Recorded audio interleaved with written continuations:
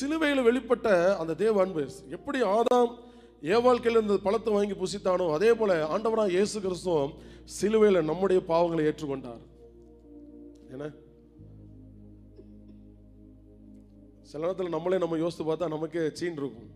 ஏன்னா கடந்த காலத்தில் யோசித்து பார்த்தா இப்படியா நம்ம அப்படின்னு ஒரு மாதிரி இருக்கும். நம்மை குறித்து நமக்கு என்ன பண்ணும், வெறுப்புகள் வரும். ஆனால் அவர் இமைப்பொழுது என்ன பண்ண நம்மை வெறுக்கவில்லை. ஒரு நாள் என்ன பண்ண மாட்டார், வெறுக்கவும் மாட்டார். ஒருவேளை மாம்சத்தில் வாழ்ந்து கொண்டு இருக்கிறனால இந்த பூமியில் சில ஏற்றத்தாழ் நம்மகிட்ட காணப்படலாம். அப்படி காணப்படும் பொழுது என்ன பண்ணிடக்கூடாது, உங்களை நீங்களே என்ன பண்ணிடாதீங்க, ஆக்கணுக்கு தீர்த்து கொள்ளாதீர்கள்.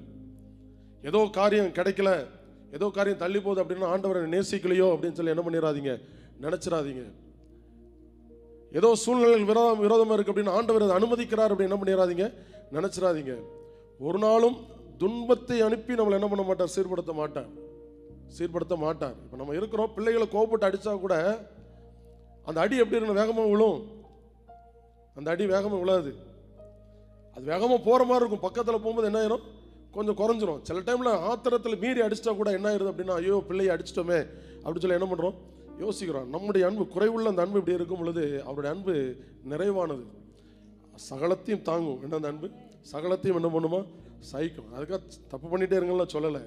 ஒருவேளை குற்ற மனசாட்சியில் போய் இல்லை நான் என்னோட ஜபங்கள் கேட்கப்படலை, ஏதோ ஒரு காரியம் வாழ்க்கையில் தள்ளிட்டு போகுது, அதனால தேவன் என்னை வெறுத்தாரோ மறந்தாரோ, இல்லைன்றால் என்கிட்ட காணப்படுகிற சில காரியத்தினால இப்படி நடக்குதோ அப்படின்னு சொல்லி என்ன பண்ண வேண்டிய அவசியம் இல்லை, யோசிக்க வேண்டிய அவசியம் இல்லை. எப்படி சிலுவையில் நம்முடைய காரியங்களை அவர் ஏற்றுக்கொண்டாரோ அவர் கடைசி பரியந்தமும் நம்ம ஏற்றுக்கொள்கிற தேவனாக இருக்கிறார். புரியுதா?